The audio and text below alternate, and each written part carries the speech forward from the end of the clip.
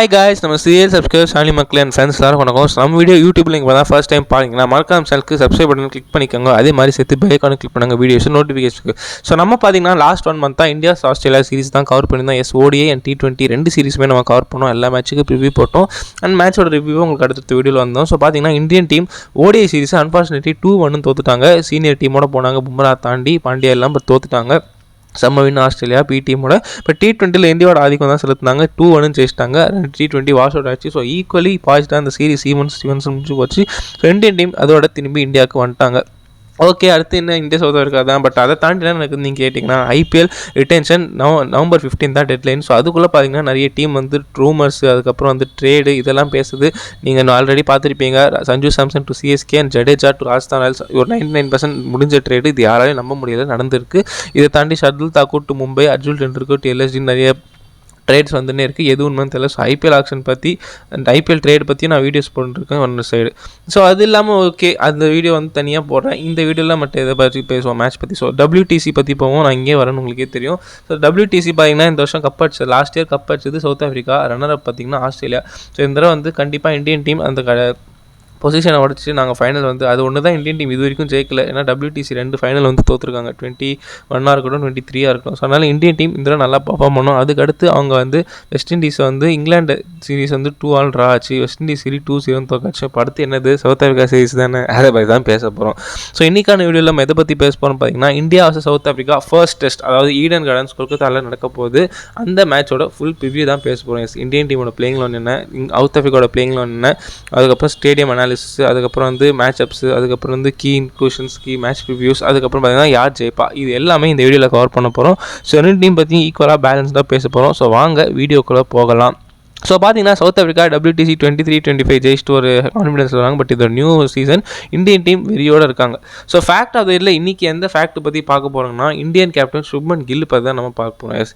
2016 பார்த்தீங்கன்னா விராட் கோலி ஒரு ஃபார்மேட்டில் எந்த ஃபார்மேட்லேயுமே டக் அவுட்டே ஆகாமல் ஹையஸ்ட் ரன்ஸ் அடிச்ச ரெக்கார்டு விராட் கோலி தான் வச்சிருக்காரு. அண்ட் ஆல்மோஸ்ட் அவர்கிட்ட அந்த ரெக்கார்டு இருக்கும். மோர் தென் 2000 ரன்ஸ் அந்த சீசன் ஒரு இன்னிங்ஸில் டக் அவுட் ஆகாமல் அந்த ரெக்கார்டு வச்சிருக்காரு. அந்த ரெக்கார்டு மாதிரியே சுப்மன் கில் இந்த வருஷம் மெயின்டைன் பண்ணிட்டு இருக்காரு. இந்த வருஷம் T20 இருக்கும், டெஸ்ட்டாக இருக்கட்டும், ஓடியாக இருக்கட்டும், இது வரைக்கும் ஒரு மேட்சும் அவர் டக் அவுட் ஆகல. பட் அது ஆகாமே அரௌண்ட் 1700 ரன்ஸ் இருக்காரு. That's unbelievable record. Kohli record equal பண்ண முடியுமான்னு தெரியல. பட் இது கோலி லெவலுக்கு இருக்காருன்றது ஒரு ஃபேக்ட் ஆஃப் த டே தான். சரி வாங்க ஸ்டேடியம் அனாலிசிஸ்க்குள்ளே போவோம். எங்கே நடக்குது ஈடன் கார்டன்ஸ். ஈடன் கார்டன்ஸில் இந்தியாவோட ரெக்கார்டு பார்த்தீங்கன்னா கிட்டத்தட்ட ஈடன் கார்டன்ஸில் 32 மேட்சஸ் ஆடிருக்காங்க இந்தியன் டீம். அதில் 13 மேட்ச் ஜெயிச்சிருக்காங்க, 9 மேட்ச் தோற்றுருக்காங்க. அதே மாதிரி 20 மேட்ச் ட்ராவ் ஆயிருக்கு. இந்தியன் டீம் லாஸ்ட் 5 மேட்ச் இங்கே பார்த்தீங்கன்னா ஒரு மேட்ச் தோற்றுருக்காங்க, ஒரு மேட்ச் ட்ரா பண்ணியிருக்காங்க, 3 மேட்ச் ஜெயிச்சிருக்காங்க. ஸோ இந்தியன் டீம் நல்லா பண்ணியிருக்காங்க. லாஸ்ட்டாக பங்களாதேஷ் 2019 ஆன மேட்ச் தான். அதுக்கப்புறம் இப்போ தான் திரும்பி டெஸ்ட் நடக்குது. ஸோ இந்த பிச்சு சிம்பிளுங்க. இங்கே உங்களுக்கு ஸ்பின்னர்ஸ் டே 4 and 5 தான் வருவாங்க. First day 3 days full Sheamus assistance இருக்கும். பேட்டிங்கில் ஃபஸ்ட்டு ஆவரேஜ் ஸ்கோராக நீங்கள் ஒரு 350 அடிச்சிங்க நல்லாயிருக்கும். அதுக்கப்புறம் பார்த்தீங்கன்னா ட்ரெயில் பண்ணப்போ 250 அந்த மாதிரி வரும். ஸோ டாஸ் ஜெயிச்சு ஃபஸ்ட் பேட்டிங் எடுக்கணும், பவுலிங் எடுத்திங்கன்னா கண்டிப்பாக அட்வான்டேஜ் இருக்குது. அது யார் என்ன பண்ணலான்னு பார்ப்போம். ஸோ ஃபஸ்ட்டு இந்தியன் டீம் கிட்டேருந்து ஸ்டார்ட் பண்ணுவோம். ஃபஸ்ட்டு பார்த்தீங்கன்னா இந்தியன் டீமோட ஸ்குவாடு படிச்சிடறேன். ஏன்னா ஹோம் டீம் அவங்க தான் ஃபேவரட்ஸாக தெரியுறாங்க. ஸ்டார்ட் பண்ணுவோம். சுப்மன் கில் கேப்டன், அதுக்கப்புறம் SSV ஜெய்ஸ்வால், KL ராகுல், சாய் சுதர்ஷன், தேவ்தத் படிகல், கீப்பிங்கில் ரிஷப் பண்ட், த்ருவ் ஜுரேல், ஆல்ரவுண்டர்ஸில் ஜடேஜா, வாஷிங்டன் சுந்தர், அக்ஷர் பட்டேல், நிதிஷ்குமார் ரெட்டி, பவுலர்ஸில் ஜஸ்பீத் பும்ரா, முகமது சிராஜ், குல்தீப் யாதவ், ஆகாஷ்தீப். எதாவது பர்ஃபெக்டான ஸ்குவாட் எடுத்திருக்காங்க. ஒரு குறை கிரை எதுவுமே கிடையாது. இந்த இந்தியன் கண்டிஷன்ஸ்க்கு ஏற்ற ஸ்குவாடு, ரொம்ப spinners and equal number of pacers கரெக்டாக இருக்குது. ஸோ இந்தியன் டீம் எப்படி போவாங்க, நான் என்னோட பிளேயிங் லோன் சொல்லியிருக்கேன். நீங்கள் இது கரெக்டாக தப்பான்னு சொல்லுங்கள். அப்படி இல்லைனா உங்களோட பிளேயிங் லோனை தாராளமாக கமெண்ட் செக்ஷனில் சொல்லுங்கள். KL ராகுல், SSV Jaiswal opening, Sai Sudharsan 1 down, Shubman Gill number 4 captain, number 5 Rishabh Pant திரும்பி வந்துட்டார். STC செஞ்சுரி இப்போ ஆடாமல் வந்தால் திரும்பி வந்துட்டார். ஸோ அவர் ரவீந்தர் ஜடேஜா நம்பர் 6, த்ருவ் ஜுரேல் செம்ம ஃபார்மில் இருக்கார். நிதிஷ்குமார் ரெட்டி ஃபஸ்ட் டெஸ்ட் ஆட மாட்டான்னு கேள்விப்பட்டேன். ஸோ அவர் 7ல் இருப்பார். Washington Sundar number 8, Kuldeep number 9, Mohammed Siraj, Jasprit Bumrah to finish the tail. So பார்த்தீங்கன்னா 11. ஸோ இங்கே பார்த்தீங்கன்னா உங்களுக்கு பும்ரா, சிராஜ் 2 பேசர்ஸ், குல்தீப், வாஷி, ஜடேஜா 3 ஸ்பின்னர்ஸ். இப்படி தான் இந்தியன் டீம் போவாங்க நான் பார்க்குறேன். ஸோ பேட்டிங் கிட்ட ஸ்டார்ட் பண்ணுவோம். KL ராகுல் அண்ட் SSV ஜெய்ஸ்வால் செம்ம ஃபார்மில் தெரியுறாங்க. அண்ட் எஸ்பெஷலி இங்கிலாந்து சீரீஸ்லேருந்து ஒரு நல்ல ரே ஆஃப் கான்ஃபிடன்ஸ் SSV ஜெய்ஸ்வாலுக்கு தெரிஞ்சுதுங்க. ஏன்னா ஓவர்சீஸ் ஃபஸ்ட் டாஸ்க் அவருக்கு நல்லா, செகண்ட் டாஸ்க் ஆஸ்திரேலியாவுக்கு அப்புறம் நல்லா பண்ணார். அண்ட் வெஸ்ட் இண்டீஸ் டூருமே நல்லா டீசெண்டாக பண்ணார். என்ன அவர் ஒரு செஞ்சுரி எதிர்பார்த்தோம் இல்லை, பட் நல்லா ஆடினார். ஸோ SSV ஜெய்ஸ்வால் இந்தியன் கண்டிஷன்ஸில் ஃபஸ்ட் டெஸ்ட் சவுத் ஆஃப்ரிக்காவோட எப்படி ஆறான்னு பார்க்கலாம். You will be chasing against Marco Jansen Rabada. கஷ்டப்பட வாய்ப்பு இருக்குது. கேஎல் ராகுலுக்கு எக்ஸ்பீரியன்ஸ் இருக்குது இந்த சவுத் ஆஃப்ரிக்கா டீமோட 2023 சீரிஸ் ஆடிருக்காரு. ஸோ லோ எக்ஸ்பீரியன்ஸ் இருக்குது. ஸோ கேஎல் ராகுல் ஃபஸ்ட் டெஸ்ட்டில் அவரோட இன்னிங்ஸ் ரொம்ப முக்கியம். ஏன்னா அவர் ஆல்ரெடி ஆடிருக்காரு இந்த பேஸ் அட்டாக்கை. ஸோ அதனால் கொஞ்சம் கஷ்டப்பட மாட்டார். பட் ஜெய்ஸ்வால் கண்டிப்பாக கஷ்டப்படுவார். பட் ரெண்டு பேரும் 50 மேலே போட்டால் இந்தியா கன்னு பார்க்கலாம். 2 பேரும் சீக்கிரம் ஆகிட்டா மாட்டிப்பாங்க. நெக்ஸ்ட் பார்த்தீங்கன்னா கேப்டன் சுப்மன் கில். அதுக்கப்புறம் ஏன் கேப்டன் சுப்மன் கில் அப்படின்னா இப்போ ஒரு கேப்டனாக வேறு அவதாரம் எடுத்துருக்காரு டெஸ்ட் கிரிக்கெட்டில். பேட்டிங் பயங்கரமாக இருக்குது. இங்கிலாந்து சீரீஸ்லேருந்து தொட்டதெல்லாம் தங்குன்ற மாதிரி டெஸ்ட் கிரிக்கெட்டில் நான் சொல்கிறது பயங்கரமாக ஆடுறாரு. கேப்டன்சியுமே நல்லா தான் இருக்குது. இஸ் ஏஜிங்கில் என்ன சொல்கிறது ஸ்லோவாக தான் இதுவாக இருக்குது. பட் ஓகே நல்ல க்ரோத் இருக்குது. ஸோ பேட்டிங் சூப்பராக இருக்குது. இந்த சீரீஸை அவர் என்ன பண்ண போகிறாரு? 2 டெஸ்ட் மேட்ச் கேப்டன் தான் விட்டுருங்க. சீரீஸை ஜெயிக்க தான் பார்ப்பார். பட் அஸ் அ பேட்ஸ்மனாக he wants to do well. So அதனால் கில்லு கிட்டேருந்து ஒரு 50 ஒரு சென்ச்சுரி எதிர்பார்க்குறேன். பட் ரபாடா யான்சன் கிட்டேருந்து தப்பிப்பாரா வெயிட் பண்ணி தான் பார்க்கணும். நெக்ஸ்ட் பார்த்தீங்கன்னா நம்ம தமிழ்நாட்டின் செல்ல பையன் 1 டவுன் வர போகிற சாய் சுதர்ஷனுக்கு பார்த்தீங்கன்னா நம்பி சான்ஸ் தராங்க. ஏன்னா ஜிடியில் அவ்வளோ எஃபர்ட் நல்லா போட்டார். Also last West Indies test மேட்ச்லேயே அன்ஃபார்ச்சுனேட்லி ஒரு சென்ச்சுரி மிஸ் பண்ணார். ஒரு 88 அடிச்சார். Good to see Sai Sudharsan getting chances. So அந்த மாதிரி பார்க்கும்போது சாய் சுதர்ஷன் அவரோட சான்ஸை கேஷ் இன் பண்ண தான் ஆல்வேஸ் யூஸ் பண்ணுவார். ஸோ அவர் 1 டவுனில் என்ன பண்ணுறாரு பார்க்கலாம். பட் என்னன்னா சாய் சுதர்ஷன் கொஞ்சம் ஸ்பின்னுக்கு அகேன்ஸ்டாக மாட்டி போகலான்னு தோணுது. இந்த சென்யூரான் முத்துசாமி, ஹார்மர், அதுக்கப்புறம் கேஷவ் மராஜ் இவங்கெல்லாம் தாண்டாங்கன்னா கண்டிப்பாக ஆடுவார். ஏன்னா ரபாடாவோ யான்சனோ அவருக்கு ஒரு ப்ராப்ளம் இல்லை. ஸோ ஸ்பின்னை எப்படி ஹேண்டில் பண்ணுறான்னு வெயிட் பண்ணி பார்க்கணும். நெக்ஸ்ட் பார்த்தீங்கன்னா நம்ம குதிரை ரிஷப் பண்ட் வந்தாச்சு மக்களே. இப்போ for the first time Indian team எப்பவுமே ஒரு பேக்கப் கீப்பர் எடுத்தாங்கன்னா அவர் பிளேயிங் மேலே ஆட வைக்க மாட்டாங்க. பட் எனக்கு தெரிஞ்சு ஃபார் த ஃபர்ஸ்ட் டைம் ஒரே மேட்ச்சில் 2 கீப்பர்ஸ் ஆட போகிறாங்க. அதான் இந்த ஃபர்ஸ்ட் டெஸ்ட்னு நினைக்கிறேன்னா த்ரூ ஜுரேல் இந்தியா சீரீஸில் சூப்பராக ஆடினார். 2 இன்னிங்ஸும் ஒரு சென்ச்சுரி ஒரு 50 போட்டார். அவரை ட்ராப் பண்ண வாய்ப்பே இல்லை. ரிஷப் பண்ணிட்டு சொல்லவே வேணாம். அவர் ஆடினாலே தீப்பொறி திருமுக மாதிரி 10 மேட்ச் திருப்பார். ஸோ இவங்க 2 பேரோட இன்னிங்ஸ் தான் இந்தியன் டீமை விளையாடல காப்பாற்ற போகுது. ஏன்னா ரிஷப் பண்டோட குவிக் ஃபயர் இன்னிங்ஸாக இருக்கட்டும் இல்லை ஹோல்டர் இன்னிங்ஸ் ஆகட்டும் ரொம்ப இம்பாக்ட் கொடுக்கும். ஏன்னா சவுத் ஆஃப்ரிக்கா ஸ்பின்னர்ஸாக டேக் டவுன் பண்ணக்கூடிய ஆள் இருக்குது. துருஜுரேல் டைம் எடுத்து ஆடுவார். பட் வந்து செட் ஆகிட்டார்னா நல்லா ஆடி கொடுப்பார். ஸோ இவங்க 2 பேர் என்ன பண்ணுறாங்கன்னு பார்க்கலாம். துருஜுரேல் ஆடுவாரே. அப்போ நிதிஷ்குமார் ரெட்டி என்னன்னா நிதிஷ்குமார் ரெட்டியை நான் கேள்விப்படுறேன் அவங்க ஃபஸ்ட்டு டெஸ்ட்டுக்கு ரிலீஸ் பண்ணியிருக்காங்க. எஸ் இந்தியாவே சவுத் ஆஃப்ரிக்கா டெஸ்ட் மேட்ச் அவர் ஆட அனுப்ப போகிறாங்க. ஸோ அவரோட அதாவது ஃபஸ்ட்டு டெஸ்ட்டுக்கு அவரோட தேவையில்லை அப்படின்னு இன்டெரக்டாக சொல்கிறாங்களா என்னன்னு தெரியல. ஸோ அதனால் மோஸ்ட்லி த்ரூ ஜுரேல் பர்ஃபார்மன்ஸ் நல்லா இருக்குன்றதுனால த்ரூ ஜுரேல பிளேயிங் ஆட வைக்க ஹெவி சான்சஸ் இருக்குது. Nitish Kumar Reddy India test match ஆட வாய்ப்புகள் இருக்குது. ஸோ அதனால் mostly Nitish Kumar Reddy first test ஆட மாட்டார். நெக்ஸ்ட்டு ஆல்ரவுண்டர்ஸ் பார்க்க போவோம். Ravindra Jadeja, Washington Sundar form of their லைஃப்பில் இருக்காங்க. சிம்பிளாக சொல்ல போனால் இங்கிலாந்து சீரீஸ்லேருந்து அவங்களோட பேட்டிங் செம்மையாக தெரியுது. அதே மாதிரி சொல்லவே வேணாம். பவுலிங்கில் மட்டும் நீங்கள் சொல்லலாம் ஒத்துப்பேன். ஏன்னா பவுலிங்லுமே வாஷி ஜடேஜாவோட நல்லா பண்ணுறாரு. ஜடேஜா அவங்களுக்கே தெரியும் ஒரு டஃப் இதில் தான் இருக்கார் இந்த லாஸ்ட் 1 இயர். பட் நல்லா போடுவாங்க, அதெல்லாம் குறை சொல்ல மாட்டேன். பட் எஃபெக்டிவாக தெரியுறாங்களா வெயிட் பண்ணி தான் பார்க்கணும். ஏன்னா சவுத் ஆஃப்ரிக்கன் டீம் ஸ்பின்னர்ஸ் அகேன்ஸ்டாக கொஞ்சம் மாட்டிக்குவாங்க. பட் ரன்ஸ் நல்லா ஆடினாங்கன்னா ஆடுவாங்க. So Jadeja and washi together spin attack எப்படி கண்ட்ரோல் பண்ணாங்க பார்ப்போம். அக்ஷர் மோஸ்ட்லி பெஞ்ச் தாங்க. ஏன்னா குல்தீப் ஆடுறதுனால அக்ஷர் ஆட வைக்க மாட்டாங்க. பட் ஜடேஜா அண்ட் வாஷி கிட்ட ஒரு 30, 45, 50 எதிர்பார்க்குறேன் பேட்டிங்லேருந்து. ஏன்னா 2 பேருமே சூப்பராக ஆடுறாங்க பேட்டிங். லாஸ்ட் 2 சீரீஸாக love to see them scoring 50s and centuries again. But பவுலிங்கில் எஃபெக்டிவாக போடணும், விக்கெட் எடுக்கணும் கண்ட்ரோல் பண்ணாமல்.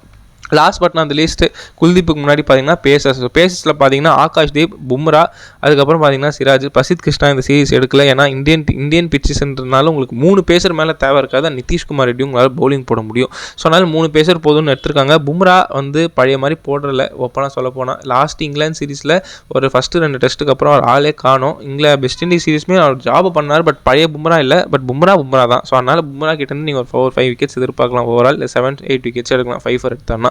முகமது சிராஜ் தான் ரொம்ப இம்பார்ட்டன் நினைக்கிறேன். சிராஜ் தான் இப்போ லீட் பண்ணுறாரு இந்த அட்டாக்கை. ஸோ சிராஜோட ஸ்பெல் ரொம்ப முக்கியம் 2 இன்னிங்ஸ்லையும். பார்ப்போம் டாப் ஆர்டர் மிடில் ஆர்டர் எப்படி ரேட்டில் பண்ணுறான்னு. ஆகாஷ்தீப் போன சீரிஸ் ஆடல இன்ஜுரிலேருந்து வந்திருக்காரு. இந்த சீரிஸ் அவர் எப்படி பண்ணாலும் வெயிட் பண்ணி பார்க்கணும். பட் பிரசித் கிருஷ்ணா அதை அடுத்து ஆகாஷ்தீப் எப்படி ஃபீல் பண்ணான்னு வெயிட் பண்ணி பார்க்கணும். பேஸ் அட்டாக் 2 இன்னிங்ஸும் சேர்த்து ஒரு 15-12 விக்கெட்ஸ் எடுக்கணும். ஏன்னா ரிவர்ஸ் ஸ்விங் ஆகும்னு கேள்விப்படுறேன். So let's C.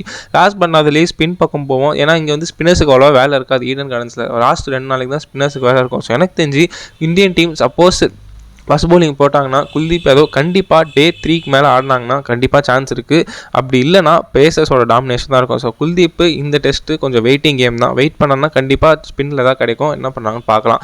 ஸோ அவ்வளோதான் மக்களே, இந்தியன் டீம் பற்றி பேசியாச்சு. ஸோ இந்தியன் டீம் பார்த்திங்கன்னா வந்து ஃபஸ்ட் அவங்களோட ஸ்குவாடை பற்றி பேசிட்டேன். பிளேயிங் லோன் எப்படி இருக்குன்னு சொல்லிட்டேன். யார் ஆட போகிறான்னு சொல்லிட்டேன். எல்லோரும் என்ன ஃபார்மில் இருக்காங்கன்னு சொல்லிட்டேன். இந்தியன் டீம் டெஸ்ட் கிரிக்கெட்டில் சூப்பராக ஆடுறாங்க, நல்லா தெரியுறாங்க. அண்ட் ஆல்சோ மோர் ஒரு யங் சைடாக தெரியுறாங்க சுப்மன் கில் தலைமையில். It's nice to see them growing well. So அதனால் அதே மாதிரி மெயின்டைன் பண்ணி இந்தியா நியூசிலாந்து லாஸ்ட்டாக தோத்தாங்க நியூசிலாந்து சீரிஸ், அதுக்கப்புறம் இது ஆடுறாங்க. ஸோ கண்டிப்பாக கம்பீர் ஒரு வெறியோட தான் வருவார். ஸோ இந்த சீரிஸை WTC சாம்பியன்ஸ் ஆனால் சவுத் ஆஃப்ரிக்கா கூட ஆடுறோம். ஸோ ஃபஸ்ட் டெஸ்ட் ஈடன் கார்டன்ஸில் இந்தியா ஜெயிச்சா சந்தோஷமாக இருக்கும், நான் ஆசைப்பட்றேன். பார்க்கலாம். நெக்ஸ்ட்டு சவுத் ஆஃப்ரிக்கன் டீம் பற்றி பேசுவோமே. சவுத் ஆஃப்ரிக்கா பார்த்தீங்கன்னா அசால்ட்டாக நினைக்காதீங்க, WTC 23-25 சாம்பியன்ஸ், அவங்கள குறைச்சி அடையே போடாதீங்க.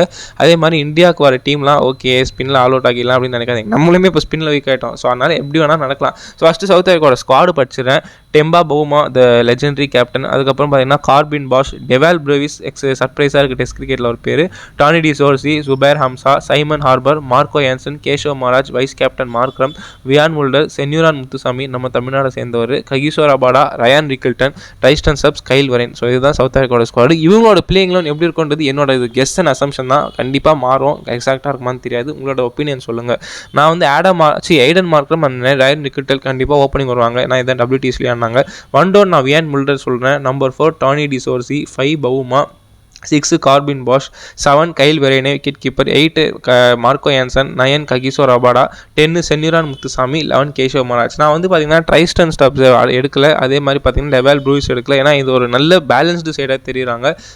ப்ரூவிஸ் ஸ்டப்ஸ் எடுத்தால் யாருக்கு போல ஆடப்பாங்க தெரியல. அதே மாதிரி 3 பேசர்ஸ் 2 ஸ்பின்னர்ஸ் நல்லா இருக்குது. ஸோ அதனால அவங்கள எடுத்திருக்கேன். ஸோ ஃபஸ்ட்டு சவுத் ஆஃப்ரிக்கா பேட்டிங்லேருந்து போவோம்.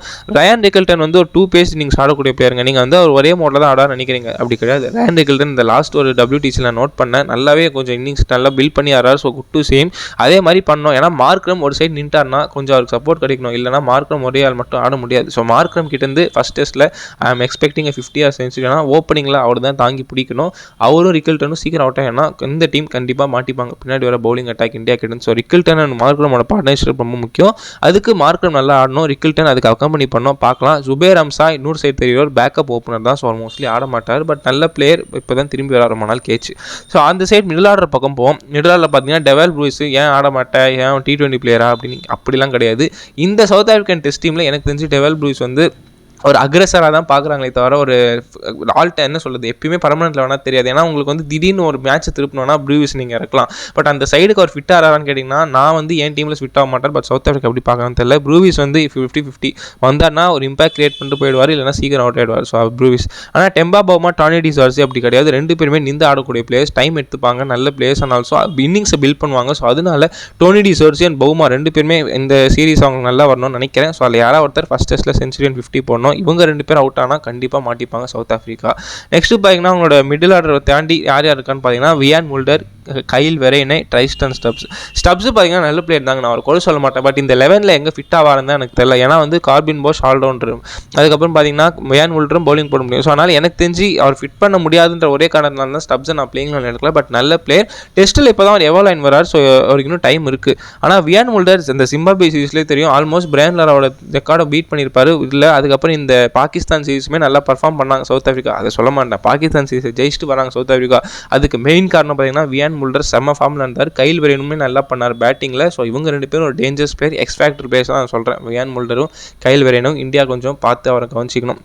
அடுத்து பார்த்தீங்கன்னா பவுலிங் பக்கம் போவோம்.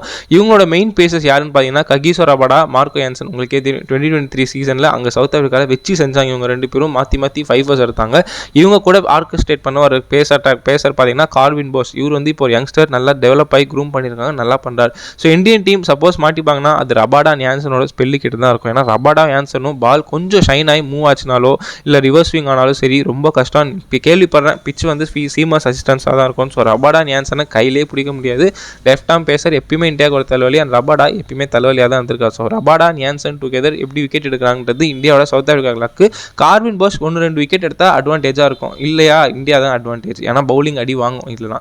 நெக்ஸ்ட் பார்த்தீங்கன்னா அவங்களோட ஸ்பின்னர்ஸ் தாங்க. இவங்க 3 பேருமே கன் ஸ்பின்னர். சென்யூரான் முத்துசாமி நம்ம தமிழ்நாடு சேர்ந்தவர், இங்கே சூப்பராக பண்ணுறாரு. அங்கே போயிட்டு கேஷவ் மகாராஜ் உங்களுக்கே தெரியும், அவர் நல்லா பண்ணுறாரு. அதே மாதிரி சைமன் ஹார்பர் 3 பேருமே gun spinners, 3 left arm spinners. So அதனால எனக்கு தெரிஞ்சு கேஷவ் மகாராஜ் ஷோர் ஷாட் ஆடுவாங்க. இவர் கூட ஆட வைக்க போகிறது யாருன்னு தான் தெரியல. நான் வந்து சென்யூரான் முத்துசாமி பேட்டிங்கும் ஆடுவார், சைமன் ஹார்பரும் ஆடுவார். பட் யார் ஆட வைப்பாங்கன்னு எனக்கு தெரியல. பட் இவங்க கிட்ட நான் என்ன எதிர்பார்க்கனா, கேஷவ் மகாராஜ் வந்து பால் அவ்வளோவா டேர்ன் ஆகாது, பட் நல்லா போடுவார், டைட்டாக போடுவார். பட் சென்யூரான் முத்துசாமி, சைமன் ஹார்பரும் விக்கெட் எடுக்கக்கூடிய டேலண்ட் இருக்குது. ஸோ இவங்க ஸ்பின்னர்ஸ் சேர்ந்து ஒரு 5-6 விக்கெட் எடுத்தால் சவுத் ஆஃப்ரிக்காவுக்கு உண்டு, இல்லைனா அடி வாங்கும் ஸ்பின்னில். ஸோ அவள் தான் மக்களே, சவுத் ஆஃப்ரிக்கன் டீம் பற்றி பேசியாச்சு. ஃப்ரெஷ்ஷாக WTC 2023-25 சைக்கிளில் கப் அடிச்சுட்டு ஒரு கான்ஃபிடன்ஸோடு வராங்க. அதே மாதிரி அவங்க ஆடுற ரெண்டாவது அசைன்மெண்ட் இது. ஃபஸ்ட் அசைன்மெண்ட் அவையில் பாகிஸ்தானை தோக்கடிச்சிட்டு வராங்க.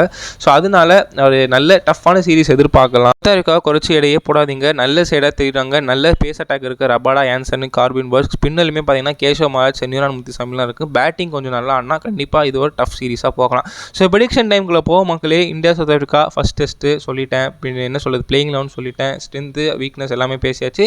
ஸ்டேடியம் அனாலிசிஸ் ஈடன் கார்டன்ஸ் நடக்குது. ஸோ உங்களுக்கே தெரியும் Indian team on paper compare பண்ணிங்கன்னா சவுத் ஆஃப்ரிக்கன் டீம் ஆன் பாராக தான் இருக்காங்க இந்தியன் டீம் கன்ஸ்டாக. பட் என்ன ஹோம் கண்டிஷன்ஸ் கொஞ்சம் இந்தியாவுக்கு ஃபேவரபுளாக இருக்கும். அதே மாதிரி இந்த இந்தியன் டீம் நல்ல ஃபார்மில் இருக்காங்க. சவுத் ஆஃப்ரிக்கா இப்போ வந்து பாகிஸ்தான் சீரிஸ் வந்து டஃப்பானாலும் நல்லா ஆடிட்டு வராங்க. ஸோ எனக்கு என்னவோ இந்த ட்ராவலிங் இஷ்யூ அண்ட் அதே மாதிரி பிச்சு கண்டிஷனால் நான் இந்தியா கொஞ்சம் ஃபேவராக போகிறேன். இது பயாஸ்ன்னு கிடையாது, நான் இது என்னோட prediction. So India 55, south Africa 45 என்னோட ப்ரெடிக்ஷன். மோஸ்ட்லி இந்தியா ஜெயிப்பாங்க, இல்லை இந்த ஃபஸ்ட் டெஸ்ட் ட்ரா ஆகும்னு சொல்கிறேன். இது ஓகே. டெஸ்ட் மேட்ச் மட்டுமே பேசுகிறேன், ஐபிஎல் பற்றி பேசலையான்னு கேட்டால் எஸ், ஐபிஎல் பற்றியும் நான் போட்டு தான் இருக்க வீடியோ. ஐபிஎல் 2026க்கான இந்த ரிட்டென்ஷன், அதாவது நவம்பர் 15 வரப்போகுதுன்னு நான் சொன்னல, அதுக்கு பார்த்தீங்கன்னா ஒவ்வொரு வீடியோவில் நான் 2 டீமாக கவர் பண்ணியிருக்கேன். இது வரைக்கும் நான் 3 வீடியோ போட்டிருக்கேன். நான் 3 வீடியோ லிங்க் டிஸ்கிரிப்ஷனில் மறக்காம பாருங்கள். ஃபஸ்ட் வீடியோவில் ஆர்ஆர் அண்ட் கேகேஆரோட ரிட்டென்ஷன் ரிலீசஸ் பற்றி பேசியிருக்கேன். 2வது வீடியோ டிசிஎன் நிலையில் பேசியிருக்கேன். 3rd வீடியோ சிஎஸ்கே எஸ்ஆர்ஸ் பேசியிருக்கேன். இதுக்கப்புறமும் வீடியோ வரும். ஸோ ஐபிஎல் கண்டென்ட்டும் பேசுகிறோம், டெஸ்ட் மேட்சும் கவர் பண்ணுறோம், எல்லாமே நம்ம கவர் பண்ணுறோம் சேனலில். ஸோ அவ்வளோதான் மக்களே, வீடியோட எண்டு பாட்டுக்கு வந்துட்டோம். ஸோ வீடியோ பிடிச்சிருந்தா மறக்காமல் லைக் பண்ணுங்கள், கமெண்ட் பண்ணுங்கள், ஷேர் பண்ணுங்கள். மறக்காமல் சேனலை சப்ஸ்கிரைப் பண்ணுங்கள். வீடியோ ஃபுல்லாக பாருங்கள். லென்த்தியாக இருக்குன்னு மன்னிச்சிக்கோங்க. கண்டென்ட் அந்த அளவுக்கு இருக்குது. எதாவது நான் தப்பாக சொல்லியிருந்தாலும் மாற்றி சொல்லியிருந்தாலும் நீங்கள் open to comment. N mistakes நீங்கள் தாராளமாக ஜட்ஜ் பண்ணுங்கள். It will help me to become a better YouTuber in cricketing terms. So ரொம்ப நன்றி மக்களே.